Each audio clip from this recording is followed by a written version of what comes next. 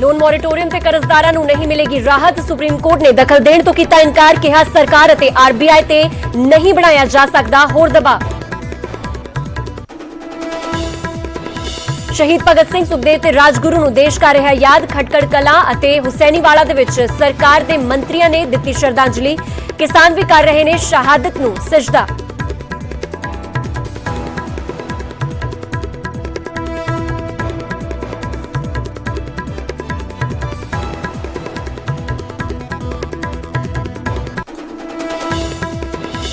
ਵਿਸਾਖੀ ਮਨਾਉਣ ਪਾਕਿਸਤਾਨ ਜਾ ਸਕਣਗੇ ਸਿੱਖ ਸ਼ਰਧਾਲੂ। ਕੇਂਦਰ ਸਰਕਾਰ ਨੇ ਦਿੱਤੀ ਇਜਾਜ਼ਤ। ਪਹਿਲਾਂ ਇਜਾਜ਼ਤ ਨਾ ਮਿਲਣ ਕਾਰਨ ਨਨਕਾਣਾ ਸਾਹਿਬ ਸਾਕਾ ਮਨਾਉਣ ਪਾਕਿਸਤਾਨ ਨਹੀਂ ਜਾ ਸਕੇ ਸੀ ਸ਼ਰਧਾਲੂ। ਭਾਰਤ ਤੇ ਪਾਕਿਸਤਾਨ ਦੇ ਅਧਿਕਾਰੀਆਂ ਵਿਚਾਲੇ ਦਿੱਲੀ ਦੇ ਵਿੱਚ ਅਹਿਮ ਬੈਠਕ ਜਾਰੀ। ਸਿੰਧੂ ਜਲ ਸਮਝੌਤੇ ਤੇ ਹੋ ਰਹੀ ਹੈ ਚਰਚਾ। ਕਰੀਬ 2 ਸਾਲ ਬਾਅਦ ਗੱਲਬਾਤ ਦੇ ਲਈ ਇੱਕ ਮੰਚ ਤੇ ਆਏ ਨੇ ਦੋਵੇਂ ਦੇਸ਼। ਦੇਸ਼ ਦੇ ਵਿੱਚ ਕੋਰੋਨਾ ਦੀ ਖਤਰਨਾਕ ਰਫ਼ਤਾਰ ਜਾਰੀ। ਪਿਛਲੇ 24 ਘੰਟਿਆਂ ਵਿੱਚ 40,000 ਤੋਂ ਵੱਧ ਨਵੇਂ ਕੇਸ ਆਏ ਸਾਹਮਣੇ। 200 ਦੇ ਕਰੀਬ ਮੌਤਾਂ। ਪੰਜਾਬ ਦੇ ਵਿੱਚ ਵੀ ਸਥਿਤੀ ਚਿੰਤਾਜਨਕ। ਇੱਕ ਦਿਨ ਦੇ ਵਿੱਚ 58 ਮਰੀਜ਼ਾਂ ਦੀ ਗਈ ਜਾਨ। ਮੋਗਾ ਦੇ ਵਿੱਚ ਦਰਿੰਦਗੀ ਦੇ ਇੰਤਹਾ। ਮਹਿਲਾ ਦੇ ਕਤਲ ਤੋਂ ਬਾਅਦ ਮੁਲਜ਼ਮ ਨੇ ਵੀਡੀਓ ਬਣਾ ਕੇ ਗਰਲਫ੍ਰੈਂਡ ਨੂੰ ਭੇਜੀ। ਕਿਹਾ ਜੇ ਪਰੇਸ਼ਾਨ ਕੀਤਾ ਤਾਂ ਤੇਰਾ ਵੀ ਕਰਾਂਗਾ ਇਹੀ ਹਸ਼ਰ। ਪੁਲਿਸ ਨੇ ਕੀਤਾ ਗ੍ਰਿਫਤਾਰ। ਅੰਬਾਲਾ ਵਿੱਚ 14 ਸਾਲ ਦੀ ਨਾਬਾਲਿਗ ਨਾਲ ਜਬਰ ਜਨਾਹ। ਟਿਊਸ਼ਨ ਟੀਚਰ ਤੇ ਲੱਗੇ ਇਲਜ਼ਾਮ। ਮੂੰਹ ਬੰਦ ਰੱਖਣ ਦੇ ਲਈ ਕੁੜੀ ਨੂੰ ਦਿੰਦਾ ਸੀ ਧਮਕੀਆਂ। ਪੁਲਿਸ ਦੀ ਗਿਰਫਤ ਦੇ ਵਿੱਚ ਮੁਲਜ਼ਮ। ਕੱਲ ਤੋਂ ਜਾਰੀ ਮੀਂਹ ਨੇ ਵਧਾਈ ਕਿਸਾਨਾਂ ਦੀ ਚਿੰਤਾ। ਪੰਜਾਬ ਦੇ ਜ਼ਿਆਦਾਤਰ ਇਲਾਕਿਆਂ ਦੇ ਵਿੱਚ ਪੱਕੀ ਫਸਲ ਨੂੰ ਹੋ ਰਿਹਾ ਹੈ ਭਾਰੀ ਨੁਕਸਾਨ। ਤੇਜ਼ ਹਵਾਵਾਂ ਕਾਰਨ ਖੇਤਾਂ ਦੇ ਵਿੱਚ ਵਿਛੀ ਕਣਕ।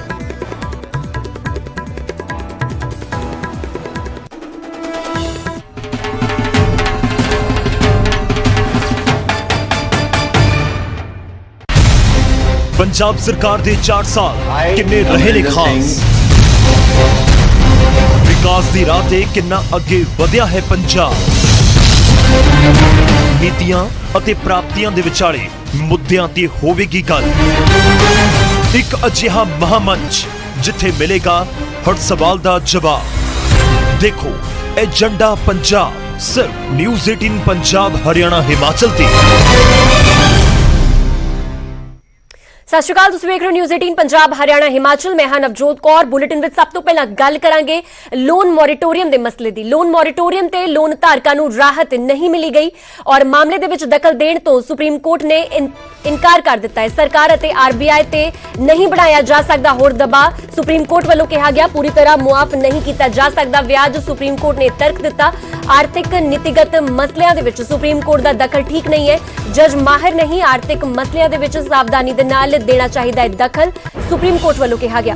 ਦੱਸ ਦਈਏ ਕਿ ਰਿਜ਼ਰਵ ਬੈਂਕ ਨੇ ਬੈਂਕ ਕਰਜ਼ਦਾਰਾਂ ਨੂੰ ਕੋਰੋਨਾ ਕਾਲ ਦੌਰਾਨ 6 ਮਹੀਨਿਆਂ ਦੇ ਲਈ EMI ਤੇ ਵਿਆਜ ਦੇਣ ਤੋਂ ਛੋੜ ਦਿੱਤੀ ਸੀ। ਹਾਲਾਂਕਿ ਰਿਜ਼ਰਵ ਬੈਂਕ ਨੇ ਕੋਰਟ ਦੇ ਵਿੱਚ ਦਲੀਲ ਦਿੱਤੀ ਹੈ ਕਿ 6 ਮਹੀਨਿਆਂ ਤੋਂ ਜ਼ਿਆਦਾ ਸਮੇਂ ਦੇ ਲਈ ਰਿਆਇਤ ਜਾਰੀ ਰੱਖਣਾ ਸੰਭਵ ਨਹੀਂ ਹੈ। ਇਸ ਦੇ ਨਾਲ ਦੇਸ਼ ਦੀ ਅਰਥ ਵਿਵਸਥਾ ਤੇ ਅਸਰ ਪਵੇਗਾ। ਤਾਂ ਲੋਨ ਧਾਰਕਾਂ ਦੇ ਨਾਲ ਜੁੜੀ ਹੈ ਵੱਡੀ ਖਬਰ, ਜਿੱਥੇ ਕਿ ਲੋਨ ਮੋਰੇਟੋਰੀਅਮ ਦੇ ਵਿੱਚ ਹੋਰ ਰਿਆਇਤ ਦੇਣ ਤੋਂ ਫਿਲਹਾਲ ਮਨਾ ਕਰ ਦਿੱਤਾ ਗਿਆ ਸੁਪਰੀਮ ਕੋਰਟ ਵੱਲੋਂ। ਆਪਣੇ ਫੈਸਲੇ ਸੁਣਾਏ ਗਏ ਨੇ। ਫਿਲਹਾਲ ਇਸ ਪੂਰੀ ਖਬਰ ਤੇ ਵਧੇਰੇ ਜਾਣਕਾਰੀ ਵਾਸਤੇ ਮੇਰੇ ਸਹਿਯੋਗੀ सुशील पांडे ਸਾਡੇ ਨਾਲ ਦਿੱਲੀ ਤੋਂ जुड़ चुके हैं। सुशील, लोन मॉरिटोरियम पर सुप्रीम कोर्ट ने आखिर क्या कुछ फैसला सुनाया है? आज देखिए, लोन मॉरिटोरियम के मामले में फिलहाल सुप्रीम कोर्ट से केंद्र सरकार को एक बड़ी राहत मिली है। सुप्रीम कोर्ट ने साफ तौर से ये कहा है कि जो आर्थिक नीति का मामला है जो सरकार के द्वारा और आरबीआई के द्वारा बनाया जाता है, उस पर फिलहाल सुप्रीम कोर्ट इंटरफेयर नहीं कर सकता है और कहीं ना कहीं सुप्रीम कोर्ट ने इस प्रकार की याचिकाओं पर दखल देने से इनकार कर दिया है। हालांकि पूरे फैसले से कहीं ना कहीं याचिकाकर्ता को एक झटका लगा है, लेकिन सुप्रीम कोर्ट ने अपने फैसले में ये कहा है कि ये सरकार की जिम्मेदारी है कि वो आम जनता की सेहत, शिक्षा और आर्थिक स्थिति आदि पर ध्यान देते हुए बेहतर नीति बनाए। कोर्ट ने कहा चूंकि ये पूरा मामला आर्थिक विशेषज्ञों से जुड़ा हुआ है, लिहाजा सुप्रीम कोर्ट इंटरफेयर नहीं करेगा। लेकिन सुप्रीम कोर्ट ने अपने फैसले में ये स्पष्ट जरूर कर दिया है कि जो मोहलत की अवधि थी, यानी कि ब्याज के ऊपर जो ब्याज लिया जाता था, यानी कि जो कंपाउंड टैक्स लिया जाता था बैंकों के द्वारा, वो नहीं लिया जाएगा। ये सुप्रीम कोर्ट ने अपने फैसले में कहा है। सुप्रीम कोर्ट ने कहा है कि जिन बैंकों ने या जिन संस्थानों ने कंपाउंड टैक्स तमाम लोगों से लिया है वो वापस लेंगे और ये फिलहाल उन तमाम लोगों के लिए लागू होगा जिन्होंने 2 करोड़ से अधिक ब्याज पर लोन के ऊपर लोन लिया था या लोन के ऊपर लोन जो बैंक ले रहे थे वो उनको देना पड़ेगा। लेकिन बहरहाल पूरे ब्याज पर किसी भी प्रकार से वापसी की जो मांग याचिकाकर्ता के द्वारा की गई थी, उस पर फिलहाल सुप्रीम कोर्ट ने इंटरफेयर करने से मना कर दिया है। जी ठीक है सुशील, फिलहाल शुक्रिया तमाम जानकारी के लिए। ਤਾਂ ਲੋਨ ਮੋਰੇਟੋਰੀਅਮ ਤੇ ਵੱਡੀ ਖਬਰ ਤੁਹਾਨੂੰ ਦੱਸ ਰਿਹਾ, ਲੋਨ ਮੋਰੇਟੋਰੀਅਮ ਤੇ ਲੋਨ ਧਾਰਕਾਂ ਨੂੰ ਰਾਹਤ ਨਹੀਂ। ਮਾਮਲੇ ਦੇ ਵਿੱਚ ਦਖਲ ਦੇਣ ਤੋਂ ਸੁਪਰੀਮ ਕੋਰਟ ਨੇ ਇਨਕਾਰ ਕਰ ਦਿੱਤਾ ਹੈ। ਜਿੰਨੀਆਂ ਵੀ ਪਟੀਸ਼ਨਸ ਦਾਖਲ ਕੀਤੀਆਂ ਗਈਆਂ ਸੀ ਲੋਨ ਮੋਰੇਟੋਰੀਅਮ ਦੇ ਮਸਲੇ ਨੂੰ ਲੈ ਕੇ, ਉਹਨਾਂ ਸਾਰਿਆਂ ਤੇ ਕਿਸੇ ਵੀ ਤਰ੍ਹਾਂ ਦਾ ਐਕਸ਼ਨ ਲੈਣ ਨੂੰ ਸੁਪਰੀਮ ਕੋਰਟ ਨੇ ਆਪਣੇ ਦਖਲ ਦੇਣ ਨੂੰ ਇਨਕਾਰ ਕਰ ਦਿੱਤਾ ਹੈ ਔਰ ਸਰਕਾਰ ਅਤੇ ਆਰਬੀਆਈ ਤੇ ਨਹੀਂ ਬਣਾਇਆ ਜਾ ਸਕਦਾ ਹੋਰ ਦਬਾਅ। ਇਹ ਤਰਕ ਵੀ ਸੁਪਰੀਮ ਕੋਰਟ ਵੱਲੋਂ ਦਿੱਤਾ ਗਿਆ ਹੈ।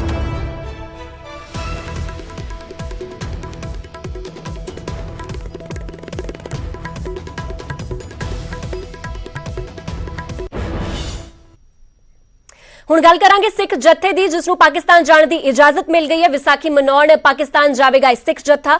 12 ਅਪ੍ਰੈਲ ਤੋਂ 21 ਅਪ੍ਰੈਲ ਤੱਕ ਪੂਰਾ ਦੌਰਾ ਰਹੇਗਾ ਔਰ 14 ਅਪ੍ਰੈਲ ਨੂੰ ਪੰਜਾ ਸਾਹਿਬ ਦੇ ਵਿੱਚ ਵਿਸਾਖੀ ਮਨਾਇਆ ਜਾਵੇਗਾ। ਇਸ ਜੱਥੇ ਵੱਲੋਂ ਵਿਸਾਖੀ ਮਨਾਈ ਜਾਵੇਗੀ ਔਰ ਗ੍ਰਹਿ ਮੰਤਰਾਲੇ ਨੇ ਸ਼ਰਧਾਲੂਆਂ ਦੇ ਲਈ ਹਦਾਇਤਾਂ ਜਾਰੀ ਕਰ ਦਿੱਤੀਆਂ ਨੇ। ਗ੍ਰਹਿ ਮੰਤਰਾਲੇ ਦੀਆਂ ਹਦਾਇਤਾਂ ਮੁਤਾਬਕ ਜੱਥੇ ਦਾ ਕੋਈ ਵੀ ਮੈਂਬਰ ਪਾਕਿਸਤਾਨ ਦੇ ਵਿੱਚ ਕਿਸੇ ਦਾ ਵਿਸ਼ੇਸ਼ ਸੱਦਾ ਜਾਂ ਫਿਰ ਪ੍ਰਾਹੁਣਚਾਰੀ ਸਵੀਕਾਰ ਨਹੀਂ ਕਰੇਗਾ। ਪੁਲਿਸ, ਸੀਆਈਡੀ ਅਤੇ ਇੰਟੈਲੀਜੈਂਸ ਦੀ ਰਿਪੋਰਟ ਦੇ ਆਧਾਰ ਤੇ ਹੀ ਜੱਥੇ ਦੇ ਮੈਂਬਰ ਚੁਣੇ ਜਾਣਗੇ। ਇਸ ਦੇ ਨਾਲ ਹੀ ਸ਼ਰਧਾਲੂਆਂ ਦੇ ਪਾਕਿਸਤਾਨ ਜਾਣ ਦੇ ਲਈ ਸੂਬਾ ਸਰਕਾਰ ਦੀ ਵੀ ਮਨਜ਼ੂਰੀ ਲਾਜ਼ਮੀ ਹੋਵੇਗੀ। ਗ੍ਰਹਿ ਮੰਤਰਾਲੇ ਨੇ ਐਸਜੀਪੀਸੀ ਤੋਂ 26 ਮਾਰਚ ਤੱਕ ਸ਼ਰਧਾਲੂਆਂ ਦੀ ਸੂਚੀ ਮੰਗੀ ਹੈ। ਇਸ ਤੋਂ ਪਹਿਲਾਂ ਫਰਵਰੀ ਦੇ ਵਿੱਚ ਨਨਕਾਣਾ ਸਾਹਿਬ ਜਾਣ ਦੇ ਲਈ ਜੱਥੇ ਨੂੰ ਕੋਰੋਨਾ ਦੀ ਵਜ੍ਹਾ ਦੇ ਕਰਕੇ ਮਨਜ਼ੂਰੀ ਨਹੀਂ ਦਿੱਤੀ ਗਈ ਸੀ। ਕੁਝ ਸਮੇਂ ਪਹਿਲਾਂ ਨਿਊਜ਼ 18 ਪੰਜਾਬ ਦੀ ਟੀਮ ਨੇ ਐਸਜੀਪੀਸੀ ਦੇ ਪ੍ਰਧਾਨ ਬੀਬੀ ਜਗੀਰ ਕੌਰ ਦੇ ਨਾਲ ਵੀ ਗੱਲਬਾਤ ਕੀਤੀ ਸੀ ਔਰ ਉਹਨਾਂ ਨੇ ਆਪਣੀ ਖੁਸ਼ੀ ਇਸ ਪੂਰੇ ਫੈਸਲੇ ਤੇ ਪ੍ਰਗਟਾਈ ਹੈ। ਨਾਲ ਹੀ ਉਹਨਾਂ ਨੇ ਇਹ ਕਿਹਾ ਕਿ ਜੋ ਵਿਤਕਰਾ ਪਹਿਲਾਂ ਕਰਦੀ ਆਈ ਹੈ ਸਰਕਾਰ, ਉਹ ਫਿਲਹਾਲ ਨਹੀਂ ਕੀਤਾ ਜਾਣਾ ਚਾਹੀਦਾ ਔਰ ਇਸ ਤੇ ਖੇਦ ਹੈ ਉਹਨਾਂ ਨੂੰ। ਔਰ ਉਹਨਾਂ ਨੇ ਕਿਹਾ ਕਿ ਜਿਸ ਤਰ੍ਹਾਂ ਇਹ ਜੱਥੇ ਨੂੰ ਰਵਾਨਗੀ ਮਿਲੀ ਹੈ ਉਸੇ ਤਰ੍ਹਾਂ ਕਰਤਾਰਪੁਰ ਸਾਹਿਬ ਦਾ ਕੋਰੀਡੋਰ ਵੀ ਖੋਲ੍ਹਿਆ ਜਾਣਾ ਚਾਹੀਦਾ ਹੈ।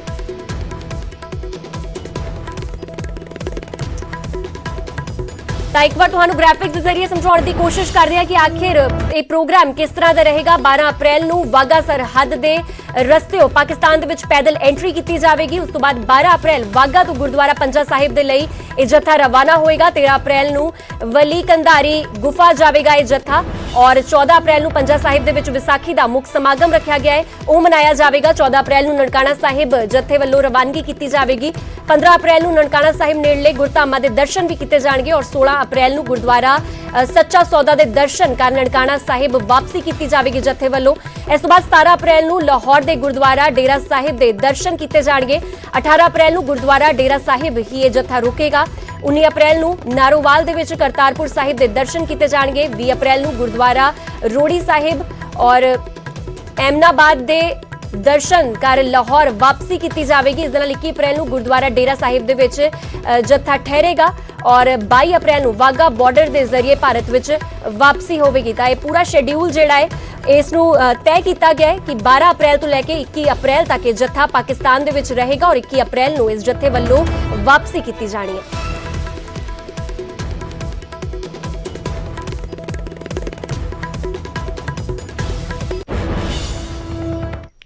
ਅਤੇ ਐਸਜੀਪੀਸੀ ਪ੍ਰਧਾਨ ਜਗੀਰ ਕੌਰ ਨੇ ਇਸ ਫੈਸਲੇ ਦਾ ਸਵਾਗਤ ਵੀ ਕੀਤਾ ਹੈ ਅਤੇ ਮੰਗ ਕੀਤੀ ਹੈ ਕਿ ਕਰਤਾਰਪੁਰ ਲਾਂਘਾ ਵੀ ਖੋਲ੍ਹਿਆ ਜਾਵੇ। ਜਿਹੜੇ ਸਾਲਤ ਜਾਣੇ ਹੈ ਜੀ, ਉਹ ਆਲਰੇਡੀ ਇੱਕ ਸਮਝੌਤਾ ਹੈ ਪਾਕਿਸਤਾਨ ਤੇ ਹਿੰਦੁਸਤਾਨ ਦੀ ਸਰਕਾਰ ਦਾ, ਭਾਰਤੀ ਸਰਕਾਰ ਦਾ, ਠੀਕ ਹੈ ਜੀ। ਇਸ ਸਮਝੌਤੇ ਤਹਿਤ ਪਹਿਲਾਂ ਹੀ ਜਾਂਦੇ ਆ, ਕੋਈ ਨਵਾਂ ਅਲਾਓ ਨਹੀਂ ਕਰਨਾ ਹੁੰਦਾ ਇਹਨਾਂ ਨੇ। ਤੇ ਫਿਰ ਵੀ ਇਹਨਾਂ ਨੇ ਜਿਹੜਾ ਇਹ ਕਿਹਾ ਕਿ ਭਾਵੇਂ ਕੋਵਿਡ ਵੀ ਹੈ ਤੇ ਉਹ ਜਾਏਗਾ। ਇਹ ਖੁਸ਼ੀ ਦੀ ਗੱਲ ਹੈ ਕਿ ਸਿੱਖ ਸੰਗਤ ਜਾ ਕੇ ਉੱਥੇ ਆਪਣੀ ਸ਼ਰਧਾ ਸਤਿਕਾਰ ਜਿਹੜੀ ਅਰਪਣ ਕਰੇਗੀ ਜੀ ਔਰ ਉਹਨਾਂ ਦੇ ਮਨ ਦੀ ਜਿਹੜੀ ਰੀਝ ਹੈ ਤੇ ਉਹ ਪੂਰੀ ਹੋਏਗੀ। ਮੈਂ ਵਧਾਈ ਦਿੰਦੀ ਹਾਂ ਇਸ ਗੱਲ ਦੀ, ਧੰਨਵਾਦ ਵੀ ਕਰਦੀ ਹਾਂ। ਕਰਤਾਰਪੁਰ ਸਾਹਿਬ ਦਾ ਲਾਂਘਾ ਵੀ ਇਹਨਾਂ ਨੇ ਬੰਦ ਕੀਤਾ ਹੋਇਆ। ਮੈਂ ਤੇ ਇਹ ਬੇਨਤੀ ਕਰਾਂਗੀ ਕਿ ਜੇ ਇਹਦਾ ਮਤਲਬ ਕਿ ਕੋਵਿਡ-19 ਕਰਕੇ ਤੁਸੀਂ ਬੰਦ ਕੀਤਾ ਸੀ, ਕੋਵਿਡ-19 ਦਾ ਜੇ ਅੱਜ ਸਾਡਾ ਜਥਾ ਜਾ ਰਿਹਾ ਹੈ ਤੇ ਫਿਰ ਸਾਨੂੰ ਕਰਤਾਰਪੁਰ ਸਾਹਿਬ ਦਾ ਲਾਂਘਾ ਵੀ ਖੋਲ ਦੇਣਾ ਚਾਹੀਦਾ ਸਰਕਾਰ ਨੂੰ। ਇਹ ਵੀ ਇੱਕ ਸਾਡੇ ਵਾਸਤੇ ਬਹੁਤ ਵੱਡੀ ਰਾਹਤ ਹੋਏਗੀ।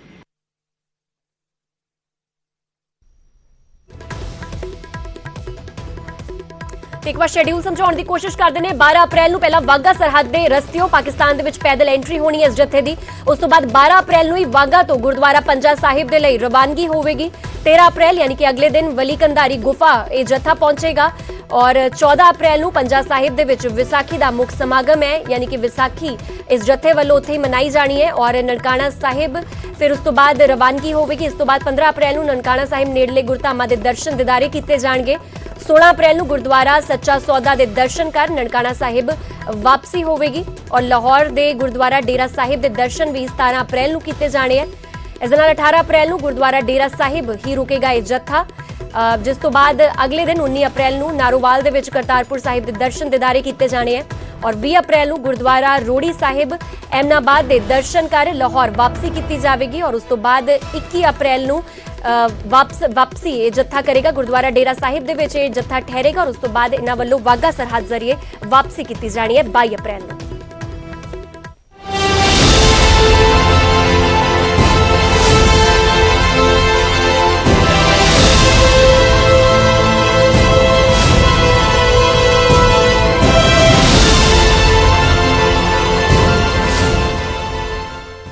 ਤੇ ਅੱਜ ਦੇਸ਼ ਆਪਣੇ ਸ਼ਹੀਦਾਂ ਨੂੰ ਯਾਦ ਕਰ ਰਿਹਾ ਹੈ, ਸ਼ਹੀਦਾਂ ਨੂੰ ਯਾਦ ਕੀਤਾ ਜਾ ਰਿਹਾ ਹੈ। ਅੱਜ ਦੇ ਦਿਨ ਹੀ ਸ਼ਹੀਦ ਆਜ਼ਮ ਭਗਤ ਸਿੰਘ, ਰਾਜਗੁਰੂ ਤੇ ਸੁਖਦੇਵ ਨੇ ਸ਼ਹੀਦੀ ਦਾ ਜਾਮ ਪੀਤਾ ਸੀ, ਜਿਨ੍ਹਾਂ ਨੂੰ ਆਜ਼ਾਦੀ ਦੇ ਦੀਵਾਨੇ ਤੱਕ ਕਿਹਾ ਜਾਂਦਾ ਸੀ। ਭਗਤ ਸਿੰਘ, ਰਾਜਗੁਰੂ ਅਤੇ ਸੁਖਦੇਵ ਨੂੰ ਅੱਜ ਯਾਦ ਕੀਤਾ ਜਾ ਰਿਹਾ ਹੈ। ਖਟਕੜ ਕਲਾਂ ਦੇ ਵਿੱਚ ਸੁੰਦਰ ਸ਼ਾਮ ਅਰੋੜਾ ਨੇ ਨਮਨ ਕੀਤਾ, ਉਧਰ ਹੁਸੈਨੀਵਾਲਾ ਦੇ ਵਿੱਚ ਸੁਖਜਿੰਦਰ ਰੰਧਾਵਾ ਨੇ ਵੀ ਸ਼ਰਧਾਂਜਲੀ ਦਿੱਤੀ ਹੈ ਔਰ ਦੇਸ਼ ਹਮੇਸ਼ਾ ਸ਼ਹੀਦਾਂ ਦੇ ਕਰਜ਼ਾਈ ਰਹੇਗਾ।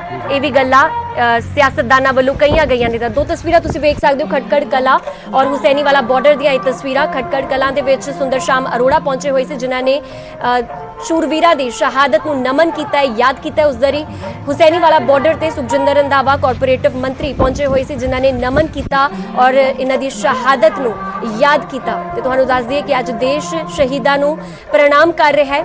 ਭਗਤ ਸਿੰਘ, ਸੁਖਦੇਵ ਤੇ ਰਾਜਗੁਰੂ ਨੂੰ ਅੱਜ ਸਜਦਾ ਕੀਤਾ ਜਾ ਰਿਹਾ ਹੈ। ਅੱਜ ਦੇ ਦਿਨ ਹੀ 23 ਮਾਰਚ 1931 ਨੂੰ ਸ਼ਹੀਦੀ ਦਾ ਜਾਮ ਇਹਨਾਂ ਨੇ ਪੀਤਾ ਸੀ ਔਰ ਮਹਿਜ਼ 23 ਸਾਲ ਦੀ ਛੋਟੀ ਉਮਰ ਦੇ ਵਿੱਚ ਹੀ ਸ਼ਹਾਦਤ ਪਾ ਲਈ ਸੀ। ਤਾਂ ਦੇਸ਼ ਦੀ ਆਜ਼ਾਦੀ ਦੇ ਵਿੱਚ ਬਹੁਤ ਵੱਡੀ ਭੂਮਿਕਾ ਇਹਨਾਂ ਵੱਲੋਂ ਨਿਭਾਈ ਗਈ, ਜਿਸ ਨੂੰ ਦੇਸ਼ ਹਮੇਸ਼ਾ ਸਜਦਾ ਕਰਦਾ ਰਹੇਗਾ।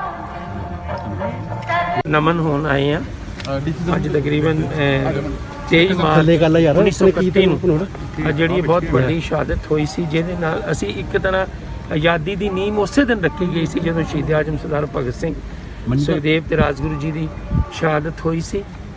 ਚਾਹੇ ਮੈਂ ਇੱਕ ਬਹੁਤ ਇੰਪੋਰਟੈਂਟ ਗੱਲ ਤੁਹਾਨੂੰ ਕਹਿਣੀ ਚਾਹੁੰਦਾ ਕਿ ਚਾਹੇ 2% ਆ ਅਸੀਂ ਪੂਰੇ ਦੁਨੀਆ ਦੇ ਵਿੱਚ, ਪਰ ਕੁਰਬਾਨੀਆਂ ਸਾਡੀਆਂ ਸਭ ਤੋਂ ਜ਼ਿਆਦਾ ਨੇ ਦੇਸ਼ ਦੇ ਲਈ। ਅੱਜ ਮੈਂ ਨਮਨ ਹੋਣ ਆਇਆ ਇੱਥੇ ਪੂਰਾ ਸਾਡਾ ਸਾਰੇ ਕਿ ਜੇ ਅਗਰ ਕੋਈ ਸਾਡੀ ਅਸਲ ਵਿੱਚ ਸਾਡੀ ਪੂੰਜੀ ਹੈ, ਅਸਲ 'ਚ ਸਾਡੀ ਕੈਪੀਟਲ ਹੈ ਤੇ ਸਾਡੇ ਅੱਜ ਜਿੱਥੇ ਅਸੀਂ ਖੜੇ ਹਾਂ ਜਿਸ ਸਥਾਨ ਦੇ ਉੱਤੇ ਇਹਨਾਂ ਦੀ ਬਦੌਲਤ ਹਿੰਦੁਸਤਾਨ ਜਿਹੜੇ ਆਜ਼ਾਦੀ ਮੰਨ ਰਿਹਾ ਔਰ ਜਿਹੜੇ ਐਮਐਲਏ ਜਾਂ ਮਿਨਿਸਟਰ ਅੱਜ ਅਸੀਂ ਖੜੇ ਹਾਂ, ਇਹਨਾਂ ਦੀ ਕੁਰਬਾਨੀਆਂ ਕਰਕੇ ਅਸੀਂ ਆਪਣੇ ਦੇਸ਼ ਦੀ ਆਜ਼ਾਦੀ ਜਿਹੜੀ ਲਈ। ਜਦੋਂ ਇਹੋ ਜਿਹੀ ਥਾਂ ਤੇ ਆਈਦਾ ਇੱਕ ਵਾਰ ਦੂ ਕੰਢੇ ਖੜੇ ਹੋ ਜਾਂਦੇ ਕਿ ਇਹਨਾਂ ਸ਼ਹੀਦਾਂ ਨੇ ਸਾਡੇ ਲਈ ਇੰਨੀਆਂ ਵੱਡੀਆਂ ਕੁਰਬਾਨੀਆਂ ਕੀਤੀਆਂ। ਉਹਨਾਂ ਨੇ ਜੋ ਮਨ ਦੇ ਵਿੱਚ ਵਲਵਲੇ ਸੀ, ਉਹਨਾਂ ਨੇ ਉਸ ਵੇਲੇ ਅੰਗਰੇਜ਼ ਸਰਕਾਰ ਦੇ ਅਗੇਂਸਟ ਆਪਣੇ ਵਲਵਲੇ ਕੱਢੇ ਔਰ ਆਪਣੀ ਸ਼ਹਾਦਤ ਦੇ ਕੇ ਇਸ ਦੇਸ਼ ਨੂੰ ਆਜ਼ਾਦ ਕਰ।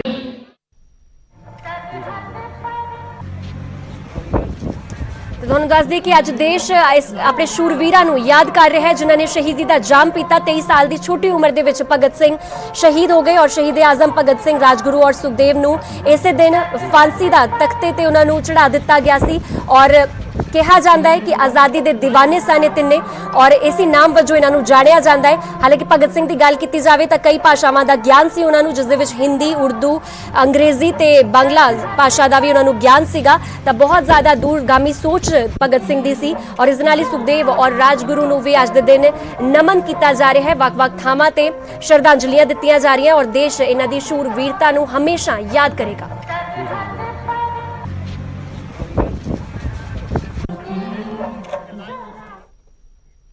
उधर प्रधानमंत्री मोदी ने शहीदां नूं याद किया ते वीडियो जारी करके नमन किया है।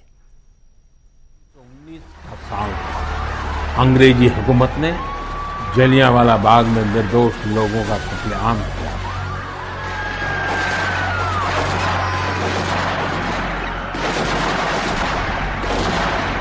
इस नरसंहार के बाद एक 12 साल का लड़का उस घटना स्थल पर, वह खुशमिजाज और चंचल बालक लेकिन उसने जलियांवाला बाग में जो देखा वह उसकी सोच के परे था। वह स्तब्ध था, यह सोचकर कि कोई भी इतना निर्दयी कैसे हो सकता है। वह मासूम गुस्से की आग में जलने लगा था। उसी जलियांवाला बाग में उसने अंग्रेजी शासन के खिलाफ लड़ने की कसम खाई। एक हुकूमत जिसका दुनिया के इतने बड़े हिस्से पर शासन था, इसके बारे में कहा जाता था कि उनके शासन में सूर्य कभी अस्त नहीं होता। इतनी ताकतवर हुकूमत एक 23 साल के युवक से भयभीत हो गई थी। शहीद भगत सिंह पराक्रमी होने के साथ साथ विद्वान भी थे, चिंतक थे। अपने जीवन की चिंता किए बगैर भगत सिंह और उनके क्रांतिवीर साथियों ने ऐसे साहसिक कार्यों को अंजाम दिया जिनका देश की आजादी में बहुत बड़ा योगदान रहा। उनके लिए कभी व्यक्तिगत गौरव महत्वपूर्ण नहीं रहा। वे जब तक जिए सिर्फ एक मिशन के लिए जिए और उसी के लिए उन्होंने अपना बलिदान दे दिया। वह मिशन था भारत को अन्याय और अंग्रेजी शासन से मुक्ति दिलाना। हम भगत सिंह बन पाए या न बन पाए, लेकिन भगत सिंह जैसा देश प्रेम, देश के लिए कुछ कर गुजरने का जज्बा जरूर हम सबके दिलों में हो। शहीद भगत सिंह को यही हमारी सबसे बड़ी श्रद्धांजलि होगी। मैं समस्त देशवासियों के साथ साहस और वीरता की प्रतिमूर्ति शहीद वीर भगत सिंह को नमन करता हूं।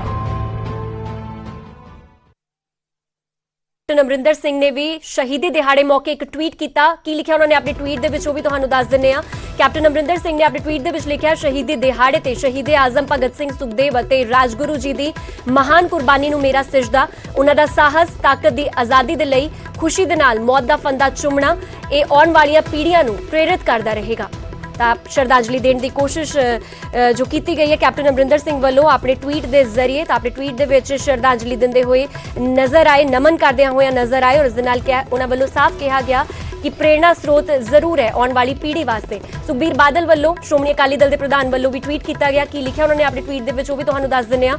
ਸੁਖਬੀਰ ਬਾਦਲ ਨੇ ਆਪਣੇ ਟਵੀਟ ਦੇ ਵਿੱਚ ਲਿਖਿਆ, ਸ਼ਹੀਦ ਭਗਤ ਸਿੰਘ, ਰਾਜਗੁਰੂ ਤੇ ਸੁਖਦੇਵ ਨੂੰ ਉਹਨਾਂ ਦੇ ਸ਼ਹੀਦੀ ਦਿਵਸ ਮੌਕੇ ਸ਼ਰਧਾਂਜਲੀ। ਇਹ ਤਿੰਨੋਂ ਸ਼ਹੀਦ ਇਸ ਗੱਲ ਦੇ ਗਵਾਹ ਹਨ ਕਿ ਤਬਦੀਲੀ ਦੀ ਤਾਕਤ ਨੌਜਵਾਨਾਂ ਹੱਥ ਹੁੰਦੀ ਹੈ ਅਤੇ ਇਸ ਤਾਕਤ ਨੂੰ ਸਹੀ ਦਿਸ਼ਾ ਦੇ ਵਿੱਚ ਦਿੱਤੀ ਸੇਧ ਹਰ ਦੇਸ਼, ਹਰ ਕੌਮ ਦੀ ਤਰੱਕੀ ਦਾ ਬੀਜ ਬਣਦੀ ਹੈ। ਉਸ ਤੋਂ ਬਾਅਦ ਹਰਸਿਮਰਤ ਕੌਰ ਬਾਦਲ ਵੱਲੋਂ ਵੀ ਇੱਕ ਟਵੀਟ ਕੀਤਾ ਗਿਆ, ਉਹ ਵੀ ਤੁਹਾਨੂੰ ਦੱਸ ਦਿੰਦੇ ਆ। ਹਰਸਿਮਰਤ ਕੌਰ ਬਾਦਲ ਨੇ ਆਪਣੇ ਟਵੀਟ ਦੇ ਵਿੱਚ ਲਿਖਿਆ, ਮਾਤ ਭੂਮੀ ਦੀ ਆਜ਼ਾਦੀ ਦੇ ਲਈ ਜਾਨਾਂ ਕੁਰਬਾਨ ਕਰਨ ਵਾਲੇ ਸ਼ਹੀਦ ਭਗਤ ਸਿੰਘ, ਰਾਜਗੁਰੂ ਤੇ ਸੁਖਦੇਵ ਦੀ ਸ਼ਹਾਦਤ ਨੂੰ ਸਨੇਸਰ ਸਜਦਾ। ਆਪਣੇ ਥੋੜੀ ਚਿਰ ਜੀਵਨ ਦੇ ਵਿੱਚ ਇਨ੍ਹਾਂ ਸੂਰਮਿਆਂ ਵੱਲੋਂ ਜਲਾਈ ਕ੍ਰਾਂਤੀ ਦੀ ਮਸ਼ਾਲ ਰਹਿੰਦੀ ਦੁਨੀਆ ਤੱਕ ਦੇਸ਼ ਭਗਤੀ ਦਾ ਚਾਨਣ ਫੈਲਾਉਂਦੀ ਰਹੇਗੀ। ਤਾਂ ਸਿਆਸਤਦਾਨਾਂ ਵੱਲੋਂ ਵੀ ਟਵੀਟ ਕੀਤੇ ਜਾ ਰਹੇ ਨੇ ਔਰ ਸਜਦਾ ਕੀਤਾ ਜਾ ਰਿਹਾ ਹੈ ਸ਼ੂਰਵੀਰਾਂ ਨੂੰ।